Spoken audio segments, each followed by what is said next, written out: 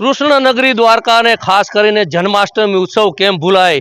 ભારત વર્ષમાંથી લાખોની સંખ્યામાં જે શ્રદ્ધાળુઓ ભગવાન દ્વારકાધીશના દર્શન કરવા આવશે ત્યારે તંત્ર દ્વારા તડામાર તૈયારીઓ કરી દેવામાં આવી રહી છે અને જે કીર્તિસ્તંભથી લઈ અને ત્યાંથી ચાલી અને બેડીગેટ અંદર થઈ અને 56 સીડી સ્વર્ગદ્વાર જે છે ત્યાં દર્શન કરી અને મોક્ષ દ્વારથી ભગવાન દ્વારકાધીશના દર્શન કરીને બહાર નીકળવાનું રહેશે। આ રીતની વ્યવસ્થા છે અને જે મોબાઈલ કેમેરા કિંમતી સામાનો છે તે કીર્તિસ્તંભ આગળ જ જમા થઈ જશે। ત્યાં એક સામાન ઘર અલાયદું ઊભું કરવામાં આવ્યું છે ને ખાસ કરીને વાત કરીએ તો ભગવાન દ્વારકાધીશનો જે 5253મો જન્મદિવસ છે ને આ જન્મદિવસની સમગ્ર દ્વારકા આતુરતાપૂર્વક જ રાહ જોઈ છે। પૂજારી પરિવાર રાહ જોઈ રહ્યો છે કે ક્યારે આ જન્મ ઉત્સવનો દિવસ આવે, તારીખ આવે, સમય આવે અને ધામધૂમપૂર્વક લોકો જે ઉજવશે એ દ્વારકાની પ્રજા જોશે, આવનાર યાત્રિકો જોશે અને ખરેખર જે દ્વારકા છે અત્યારે કૃષ્ણમય બની ગયો છે અને ભગવાન દ્વારકાધીશના જન્મની આતુરતાપૂર્વક રાહ જોઈ રહ્યું છે। મારું દ્વારકાથી અનિલ લાલ।